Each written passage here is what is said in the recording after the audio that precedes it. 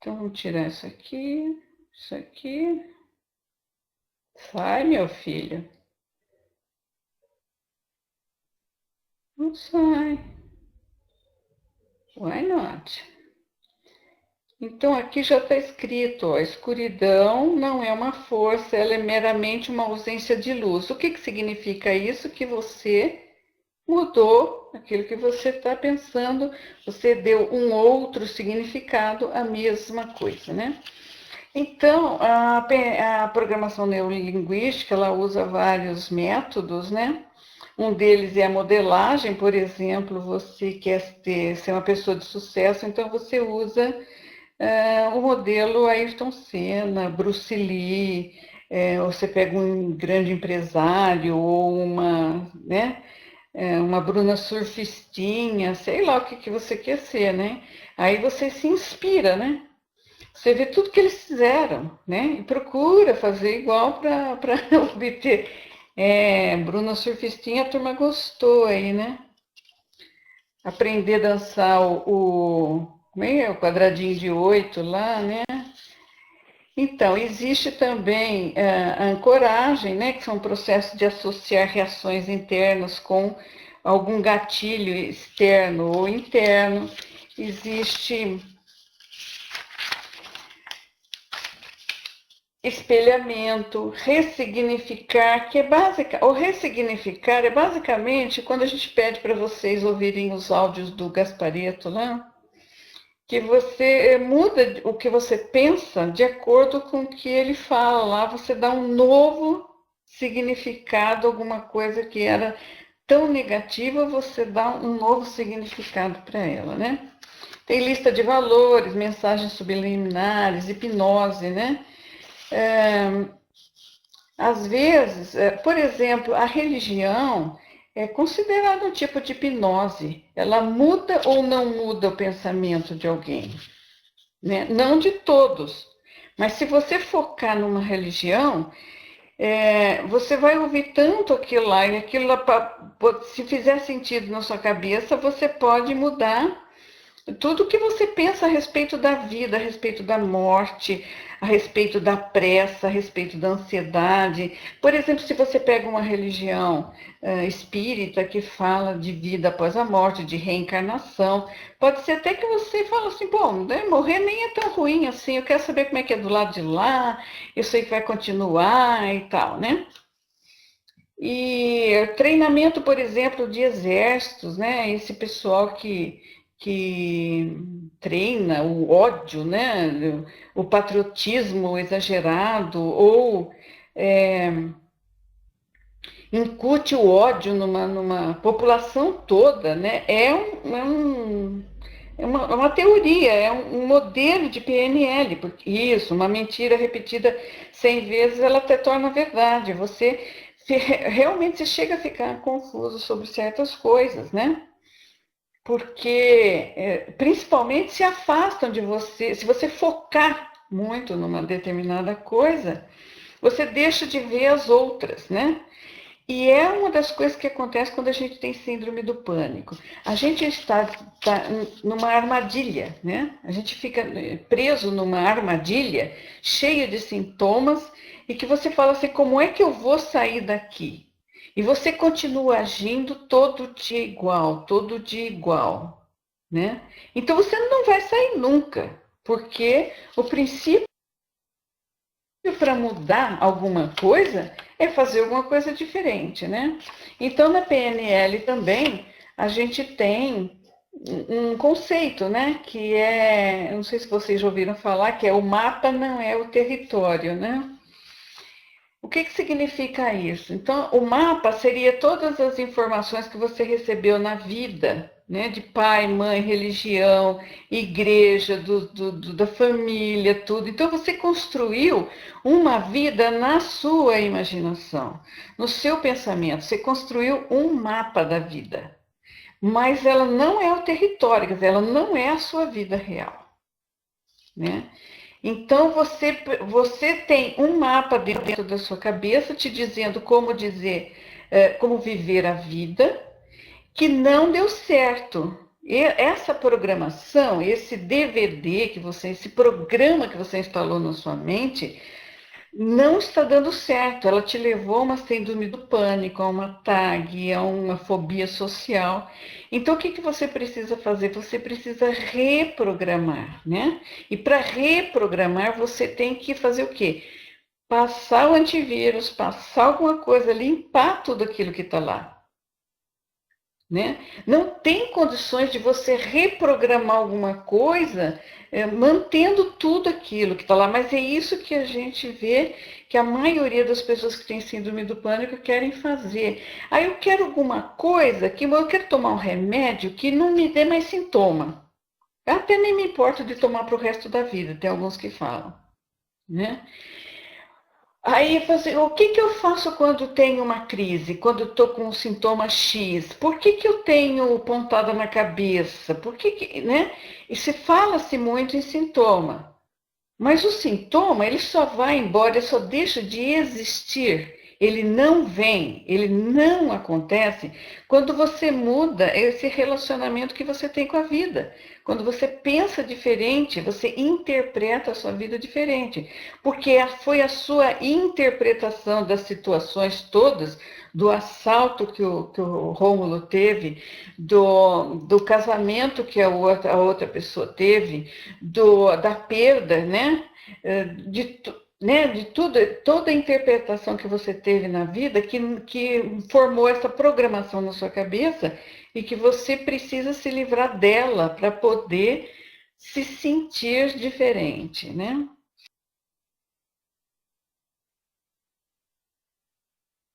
Então, olha, reprogramando o pensamento. Escuridão não é uma força, ela é meramente uma ausência de luz, né? Então, eu estou mudando alguma coisa. Então vamos mais para frente. Crise, transição e transformação. São três chaves dinâmicas que precisamos aprender a acessar durante o tempo em que profundas alterações ameaçam as fundações da família, do trabalho, nossa saúde, das instituições e da sociedade em geral. Então, todos nós passamos por tudo isso, né? A crise. Olha o coitado aqui. É crise tão pesada. É a primeira fase de um processo de mudança transformacional. É caracterizada por uma alteração abrupta de padrões ou situações na rotina da vida. Ou seja, ninguém vai mudar se não entrar numa crise, né? Você vem vivendo a sua vida, lépida e faceira, bacaninha, né? Você pode ficar triste ou alegre de vez em quando, ter alguns probleminhas de vez em quando, mas quando você tem uma crise, né? Existencial, ou aconteceu um rompimento muito grande, ou uma perda, ou um problema muito grande, você entra numa crise, você tem um problema dessa ordem, é que aí você começa a ver a necessidade de se transformar. Aí vamos para a transição. Né? Existe movimento. Entretanto, um quadro novo de padrões ainda não tomou tamanho. Então você tem lá, você está numa crise com tudo aquilo que você é, né? Aquele padrão não te serve mais. E aí você não foi para o outro lado também, entendeu? Você não sabe como é que é o outro lado. Você ainda não alcançou o destino e é possível que você ainda nem saiba onde e quando o destino chegará. Nessa fase, a única certeza é que você deixou para trás a maneira como as coisas eram, mas que ainda não chegou ao ponto de estabilidade. A transformação é o aparecimento de uma nova coerência. Se tiver as ferramentas necessárias, recursos e caminhos para esta jornada, então você alcança uma grande plenitude que tanto inclui quanto transcende os estados anteriores. Então vamos indo, um dia tudo isso vai fazendo um pouco de coerência, né? De sentido na cabeça. É fato que as coisas estão sempre mudando, mas nem sempre progredindo. Então eu quero que vocês prestem bastante atenção nisso. Mudança nem sempre significa progresso. E o que nós queremos aqui é mudar o nosso pensamento para progredirmos, para melhorarmos, né? Durante períodos de mudança, muitos desafios aparecerão como o encontro com o medo do desconhecido ou do não familiar. Este é o maior medo que eu acredito. O paniquento, ou a pessoa que tem síndrome do pânico, eu nem sei nem como falar isso, né? A pessoa que desenvolve a síndrome do pânico, ou paniquento, seja lá qual for, nada disso é pejorativo, né? O nosso maior medo é o medo do desconhecido. Tanto da morte, quanto da doença, quanto do relacionamento, quanto de ter filhos, quanto de assumir um novo emprego, de responsabilidade, seja qual for a coisa, o nosso medo é sempre esse, do desconhecido, do não familiar. Porque a gente é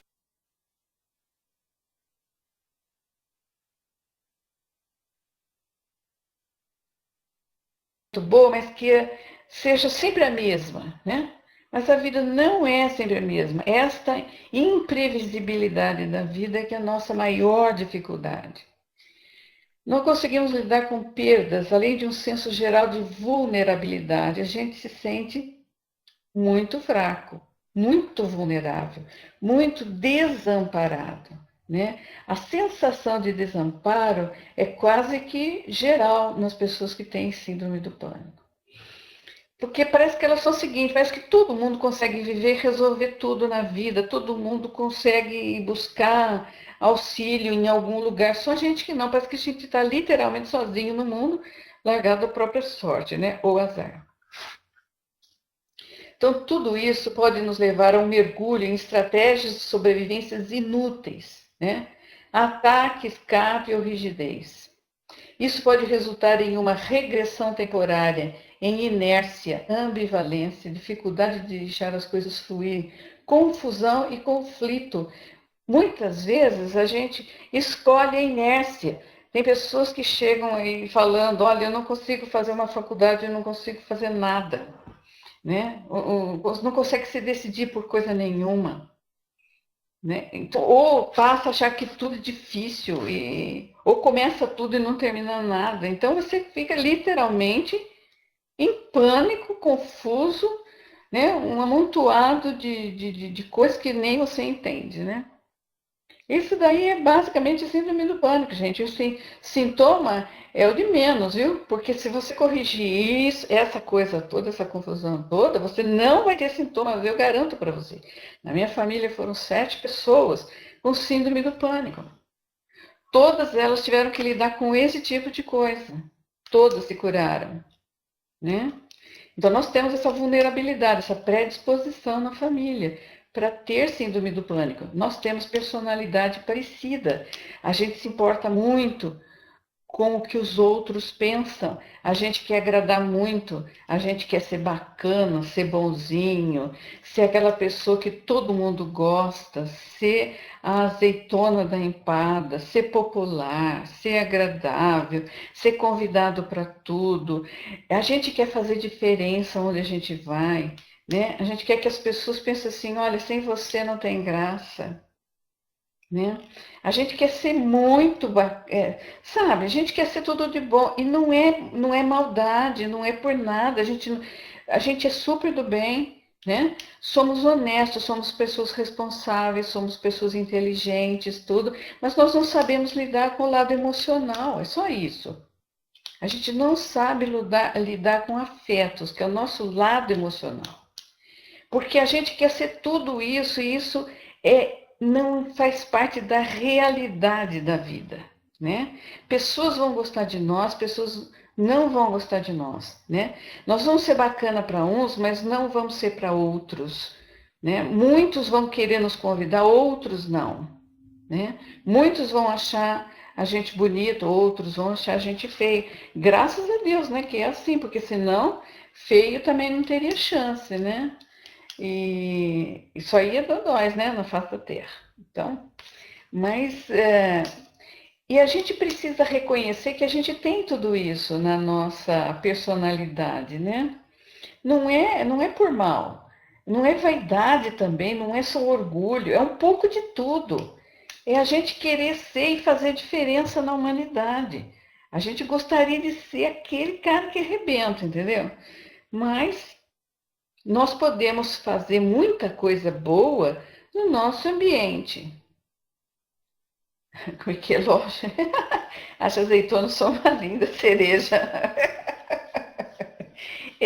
A azeitona ela não é muito bonitinha, né? Mas é como ela fica lá em cima da empada, né? Toda gostosona. E a primeira coisa que você come da empada é a azeitona, não é verdade? Então, por isso que a gente quer ser azeitona empada. Então, para progredir através da mudança, é importante cultivar qualidades como flexibilidade, estabilidade, equilíbrio, conexão e a habilidade de deixar as coisas passarem. Isto é, estando centrado em seu eixo, é fácil manter-se equilibrado quando a vida se move suavemente, como eu estava falando. Mas para manter o equilíbrio durante um tempo de turbulência, uma pessoa precisa desenvolver essas habilidades. Preparar-se para mudanças requer prática. Entendeu? Você precisa ter flexibilidade. Você precisa se existe aquela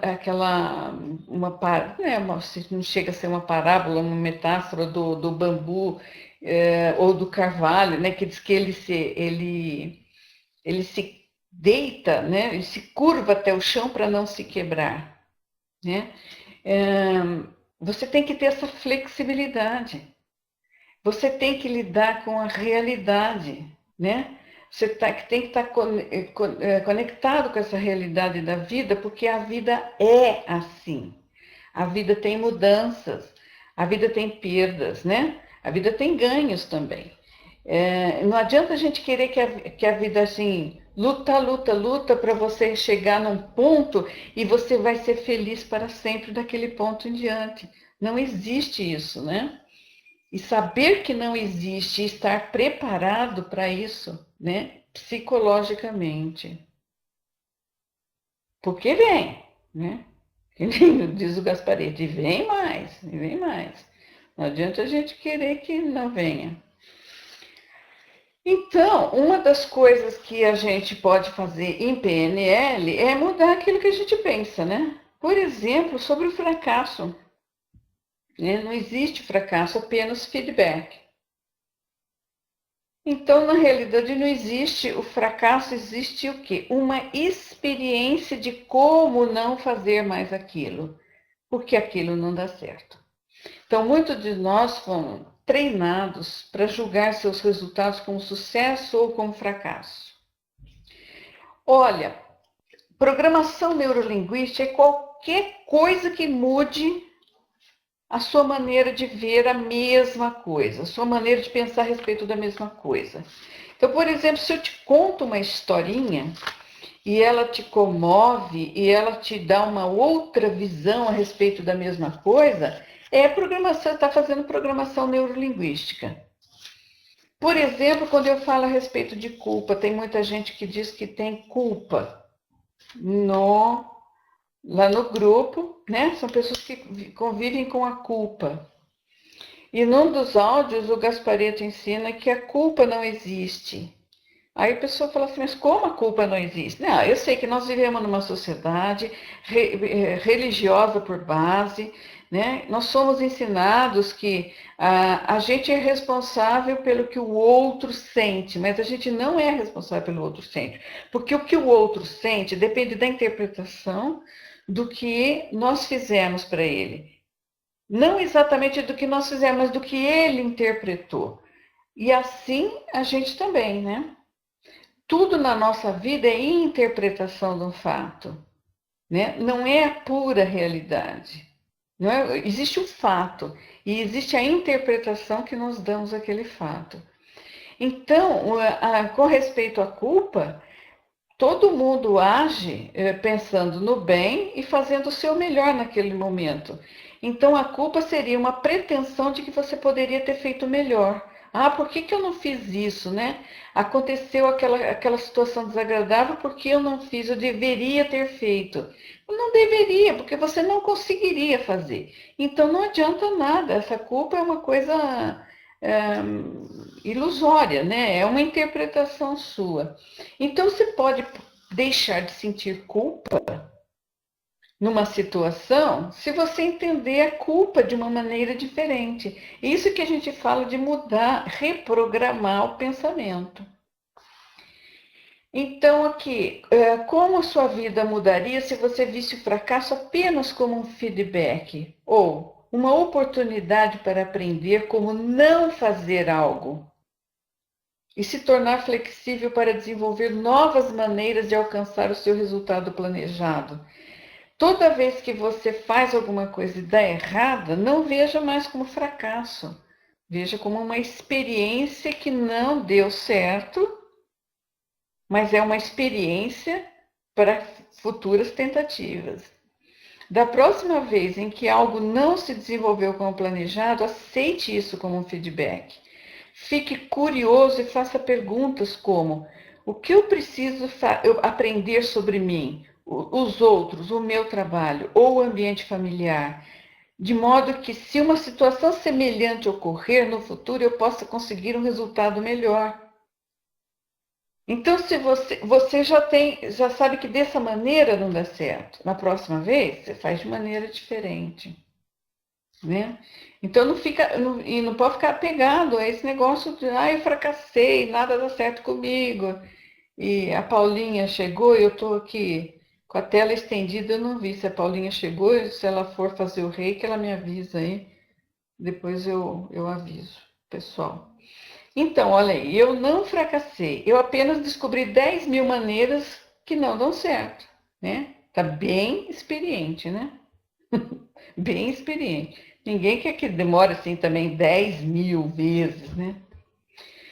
Você não pode não se comunicar. Muitas vezes nós achamos que nos comunicamos somente quando falamos ou escrevemos.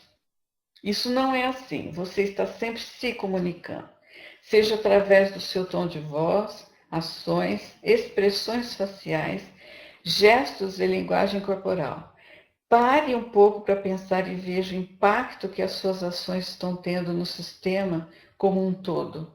É essa realmente a impressão que você quer criar ou a mensagem que quer transmitir? Porque, gente, tudo que a gente quer na vida é que as coisas deem certo. Então, ao se comunicar, se você está se comunicando de uma maneira a conseguir um resultado e você está conseguindo outro, analise a maneira que você está se comportando e se comunicando. Mude, porque se não está dando certo, tem que mudar. Síndrome do pânico é porque você não está vivendo da maneira certa. Opa, está errado. Está errado, você está entendendo como é viver com os outros de uma maneira errada. Tem que mudar.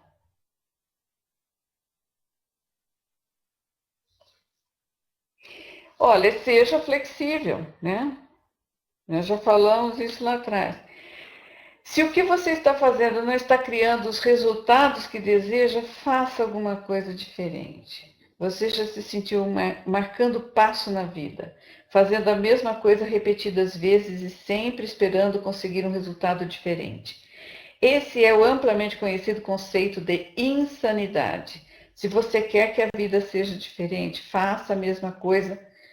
Fazer a mesma coisa com mais frequência, com mais esforço ou chamando mais atenção, não é a maneira de mudar, gente. Não é maneira de mudar. Tem que fazer diferente, né? Não adianta insistir ficar fazendo aquela coisa mais vezes.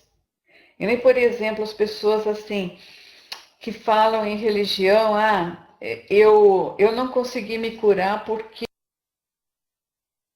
eu não estou me dedicando realmente a Deus. Aí então ela passa aí na igreja 24 horas por dia. Eu tenho uma amiga assim. Eu tenho uma amiga que eu falei para ela, vem aqui em casa, né? Vamos nos reunir para um café. Eu não posso porque eu tenho que ir na igreja, porque eu já fiz muita coisa errada na vida. Agora, se eu deixar de ir na igreja, Deus não vai me perdoar, não vai. Então, ela intensificou alguma coisa que não estava dando certo, porque ela não se sentia perdoada, né? E ela continuava indo, e cada vez mais. E cada vez orando mais. Quer dizer, ela deixou de viver para viver aquilo, esperando uma coisa que não estava acontecendo. Por quê? Porque eu acho que Deus precisa disso, né? Não vou discutir religião aqui, não é o caso. Mas é um absurdo a pessoa pensar desse jeito. Então, se ela está vendo que ela não está conseguindo aquele perdão para a alma dela desse jeito, muda, passa a fazer alguma coisa diferente, vai fazer caridade, por exemplo, vai ajudar algumas pessoas, quem sabe não traga uma realização maior e ela não se sinta perdoada, né, do que fez, sei lá o que ela fez, porque acho que nem foi nada tão grave, sabe? Não é uma pessoa super honesta, super bacana, né? Mas enfiado na cabeça dela que ela tinha. Uma autopunição, isso mesmo. Então você precisa escolher alguma coisa diferente. Se você tentar uma chave na fechadura e ela não servir, você vai continuar tentando a mesma chave repetidamente, vai socar a chave lá, vai pegar o martelo e enterrar a chave lá de qualquer maneira, ela não vai abrir essa fechadura. Né? Então a gente precisa estar sempre atento a isso. E o que isso tem a ver com síndrome do pânico, gente? Tem tudo a ver com síndrome do pânico. É porque a gente, na síndrome do pânico, a gente quer a aprovação das pessoas. Se você não conseguir mudar o seu pensamento de que as pessoas podem ou não te aprovar, têm o direito ou não de gostarem de você, ou não, você nunca vai mudar isso daí. Você vai continuar magoado com as pessoas eternamente, né? E vai ter essa carência afetiva eternamente. Então você precisa analisar a vida como ela é, ver como é a realidade dela e mudar a maneira de pensar a respeito disso. Isso é reprogramar o pensamento. Tudo é reprogramar pensamento. Toda vez que você lê um livro sobre alguma coisa, você ouve uma história, numa religião, num curso, quando você foca em alguma coisa, você vai aprender sobre o que é síndrome do pânico. Por isso que a gente insiste muito, vai lá, no nosso grupo tem lá tópicos úteis, tem um arsenal de material lá sobre a síndrome do pânico. Vai aprender que ela é do emocional. Se você se convencer de que ela é do emocional, você sabe que emoção provoca sintomas físicos. Sabendo disso, você sabe que mudando as suas emoções, você muda os seus sintomas físicos. Como que você muda a emoção? Você muda o seu pensamento. Como que você muda o pensamento? Vendo as coisas numa outra perspectiva. Então você vai indo para trás. Olha, eu penso assim, eu tenho que visitar minha avó todo domingo, senão ela vai ficar magoada comigo. Mas eu não quero ir visitar minha avó, né? Aí aquilo começa a se tornar um transtorno. Todo domingo você já começa a se sentir mal porque você não quer, você quer criar uma doença que te inviabilize de ir na casa da avó. Porque aí você não vai porque você está doente, não é porque você não quer ir, porque você não tem coragem de falar que você não quer ir. Olha o drama que vai se formando numa situação boba desse tipo, que era só dizer, não estou afim, eu não estou afim, não tem nada a ver com a avó. Hoje um domingo eu vou porque eu quero, outro domingo eu não vou porque eu não quero. Né? Então, você mesmo vai criando isso tudo e vira uma bola de neve, porque são situações e situações na nossa vida, né? A casa da sogra, por exemplo. A casa da sogra é melhor do que a casa da avó, porque a casa da avó, normalmente as pessoas gostam de ir, né? Mas a casa da sogra é um negócio terrível, né? Terrível. E elas inventam, exatamente quando você chega lá, de elogiar o menino delas lá, né? Principalmente sogra de Nora, né? De elogiar os meninos delas lá. E aí você fica pé da vida, porque parece que você é a incompetente, você não sabe cozinhar, você não sabe cuidar do menino delas, né? Só elas que sabem, aí não visita o suficiente, não fica lá o suficiente, ela faz aquele drama, né? Tem muita sogra assim. Aí você vai ficando com um ódio mortal, né? Com vontade de jogar aquela criatura na parede, né? Aí eu nem vou na casa da sogra. Gente, não é fácil mudar.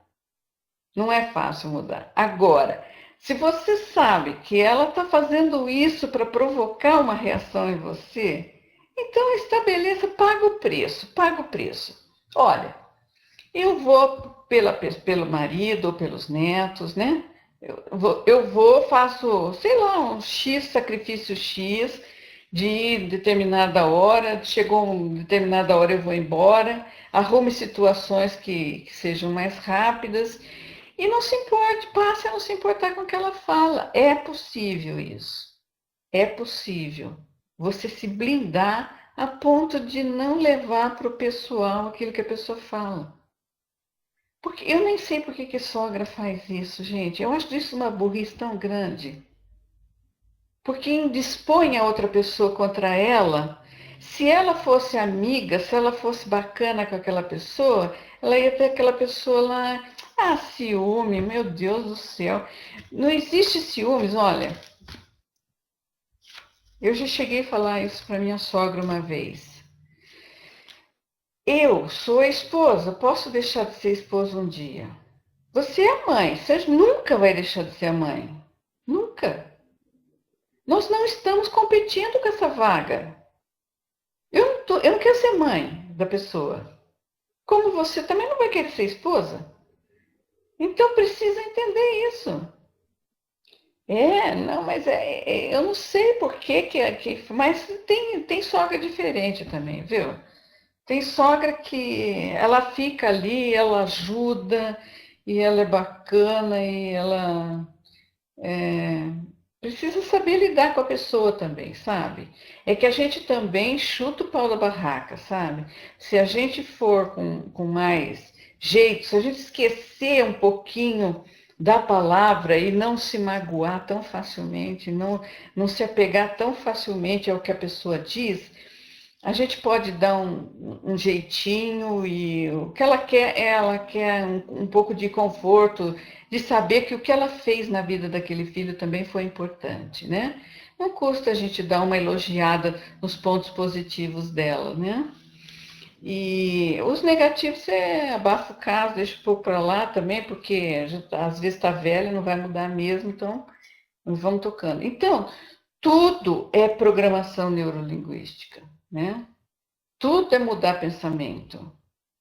Agora, para mudar um pensamento, você tem que fazer o quê? Você tem que abrir a sua cabeça, né? E duvidar das coisas sempre. Será que o que eu estou pensando é mesmo isso? Será que não existe uma outra maneira de eu pensar a respeito disso? Né? Eu preciso pensar dessa maneira que eu estou pensando? Isso que eu estou vendo é exatamente isso que eu estou vendo mesmo? Será que não sou eu que estou interpretando diferente? Será que não sou eu que estou achando que essa pessoa está contra mim e ela nem está me vendo? Você entendeu? Tudo depende muito da interpretação. Então, não existem situações resistentes, existem apenas pessoas inflexíveis. Significado da comunicação é a resposta que ela produz. A intenção da sua comunicação nem sempre é o que é entendido pela outra pessoa. Muitos conflitos são gerados aí. Agora, Dadá fala das noras, mas tem cada nora que eu vou te contar, né? Tem cada carne de pescoço, né? Principalmente quando a norinha tem um filho, né? Aí ela resolve bombar a vida da sogra, né? Porque aí ela tem o poder, né? Ela tem aquele poder, né? Agora eu tô assim com a carta na manga, né? Essa velha que não me enche o saco, que eu não levo mais o neto para ela ver, né? Manipula. Isso daí, gente. Primeiro que você precisa pensar no neto e na neta, né? Não exatamente na sogra ou em você. É o neto que paga, gente. Pelo amor de Deus, a criança tem o direito de ter convivência com os avós, né? E a pessoa às vezes não pensa nisso, e depois outra vida passa também, sabe? As pessoas mudam, amadurecem, tem que dar chance das pessoas mudarem também, né?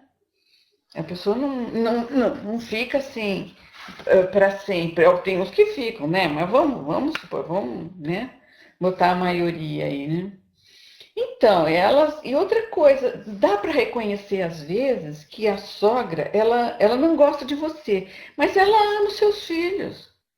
Viva com isso. Qual que é o problema? Viva com isso. Né? Às vezes, ó, não deu, não gostou de mim, fazer o quê? Né? Agora, eu não posso impedir os netos de gostarem dela. Ou ela de gostar dos netos, né? Tem nada a ver, são outras pessoas, né? São aquelas pessoinhas que derretem as avós. Nossa, eu tenho minha irmã, minha cunhada são avós agora. Nossa, elas acham a coisa mais sensacional do mundo, que ser avó é tudo de bom, tudo de bom. Já, por exemplo, a minha irmã está tendo problema porque a moça não quer muito contato, né? Minha sobrinha, como é a avó é mãe, ela, nossa, deixa lá o menino, fica com a minha cunhada. Nossa, minha cunhada cuida, que é um negócio muito sério, muito bom. Bom, continuando. O significado da comunicação é a resposta que ela produz.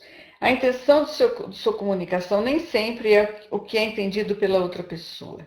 E o que é mais importante, a sua intenção ou o que é entendido? Pensem nisso. Não importa qual a sua intenção. O que importa é o resultado que você produz, com as suas palavras, tom de voz, expressões faciais e linguagem corporal, porque tudo é comunicação. Então, gente, pensem bem nisso. Quando vocês falam alguma coisa para alguém, se não foi entendido que tenha provocado o resultado que você espera, tente outra vez, tente de uma outra maneira. Porque nem sempre o que você quer dizer é entendido pela pessoa aquilo que você quis dizer. Comunicação é um negócio muito complicado. Bom, pelo menos eu acho, né? Eu acho. Já falei tanta coisa, já falei em abóbora, o nego entendeu uva. É complicadíssimo, né? Porque é, parece que nem todo mundo tem nem pensa, as pessoas pensam diferente e também coordenam o que falam e o que pensam de uma maneira às vezes estranha, né? Então você não consegue atingir o seu objetivo quando você vai comunicar alguma coisa. Eu sinto isso lá no grupo, né? Às vezes eu falo uma coisa, eu consigo a reação oposta da pessoa. Ah, mas não é isso que eu tô falando, não, pelo amor de Deus, eu tô falando para você fazer X coisa, porque vai fazer bem para você. Não, Dadá, você fez isso, você fez aquilo para mim. Não, mas não foi para você, eu falei no geral, não. Ixi, mas aí se fecha.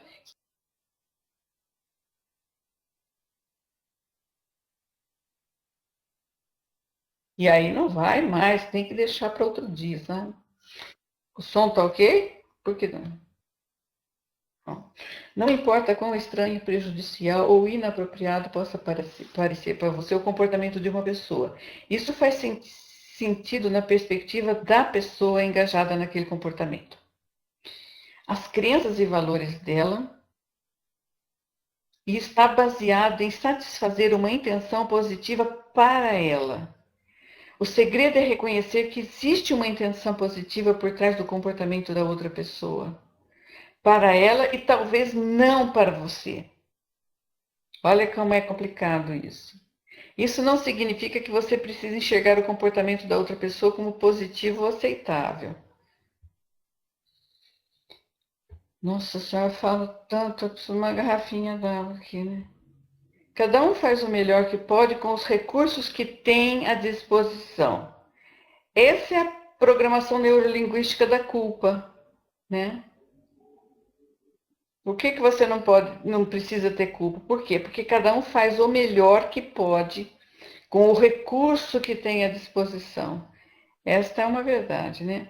As pessoas já têm os recursos que elas precisam para serem bem-sucedidas. Entretanto, a perspectiva delas do mundo, crenças, valores e restrições limitantes ou um estado de mente temporário oprimido, triste ou zangado, pode impedi-las de enxergar o que é realmente possível ou impedi-las de acessar plenamente as suas capacidades e recursos.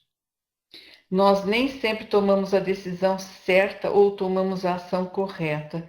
Simplesmente, decisões e ações são tomadas com base nos recursos que nós temos à nossa disposição naquela hora. Ou seja, nossa capacidade emocional, nossa flexibilidade emocional, nosso conhecimento do assunto, nossos traumas, nossas crenças, nosso estado de espírito, nossas restrições, os nossos valores. Quando eu falo de crenças, aqui eu falo crenças internas, mas mesmo as crenças religiosas, muitas decisões a gente toma baseado nisso tudo que a gente tem, né? Tá tudo lá dentro de nós. Nem sempre a gente toma a decisão certa por causa disso. Então precisa reorganizar essa coisa toda. Você está no controle da sua mente, portanto, dos seus resultados.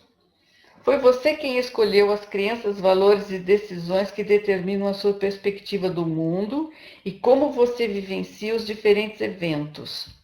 Também é você quem pode mudar isso para ganhar uma perspectiva diferente e assim colher os benefícios dos resultados que são potencialmente muito diferentes, trazendo mudanças significativas à sua vida. Muitas vezes as pessoas não se sentem no controle da mente e nem que escolheram as crenças e os valores. Por quê? Simplesmente as pessoas foram ensinando ou passando crenças e valores para você e você simplesmente foi acolhendo aquilo como verdade. Então, se você é uma pessoa que faz isso, pare de fazer. Forme a sua opinião. Né? Analise as suas crenças, os seus valores, as suas decisões vão passar a ser em cima de coisas que você mudou, que você determinou que essas valem para mim, entendeu? Porque não é o valor de todo mundo, a crença de todo mundo que vale para mim, né?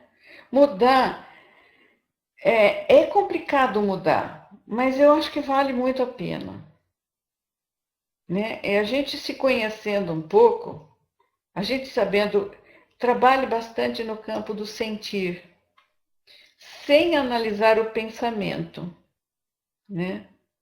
Depois você muda o pensamento para mudar o que você sente.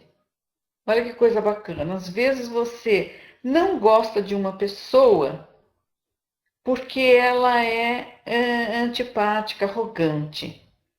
Então chegue perto dela e vê o que você sente. Ah, eu sinto que eu não gosto. Eu não gosto. Mas aí eu falo que eu gosto, porque é politicamente correto falar que eu gosto da pessoa, né? Então você já entrou num conflito aí com o que você sente e o que você fala, né? Aí para você mudar o pensamento, o que você faz? Conheça a pessoa. De repente a pessoa não é aquilo. Ela está num movimento de defesa, né? Ela está se protegendo de alguma coisa, de algum trauma que ela tem. Então ela parece que ela olha por cima para as pessoas. Então ela tem aquele ar de arrogante, mas ela não é. Aí você consegue com isso mudar e passar a gostar e dissolver o conflito que você tem em relação a isso. Se isso for importante para você. Se não for, você larga para lá, né? Porque ninguém é obrigado a gostar de ninguém. Mas então sempre é possível mudar. Isso que a gente quer dizer. Sempre é possível mudar, entendeu? Então, eu sei que esse assunto aqui é cansativo, é complicado, porque a gente fica pensando, mas eu quero saber o que eu faço com a minha sogra, né? Quero saber o que eu faço com a minha sogra, com meu marido que não é romântico, com a minha vizinha que é encrenqueira. Eu quero saber como é que eu faço quando eu tenho taquicardia, quando eu tenho crise do pânico que não vem do nada. A minha vem do nada, a pessoa fala, a minha vem do nada. Não, analise isso, gente. Analise o que você pensa a respeito das coisas e procure realmente mudar. Abra a cabeça, seja flexível, né? Procure sempre duvidar daquilo que você. Se alguma coisa não vai bem na sua vida, duvide daquilo lá. O que que eu não estou fazendo certo aqui, né? Por que que isso não está dando certo? Por que que eu estou tendo problema nisso aqui? Por que que eu não estou conseguindo mudar? Por que que eu não me curo da síndrome do pânico? Eu estou entendendo o que é a síndrome do pânico. Eu sei qual que é o processo dela dentro de mim. Eu sei por que que o remédio ele vai me ajudar nos sintomas, mas ele não vai curar a emoção de eu não gostar da minha sogra, da raiva que eu tenho das coisas que ela me faz.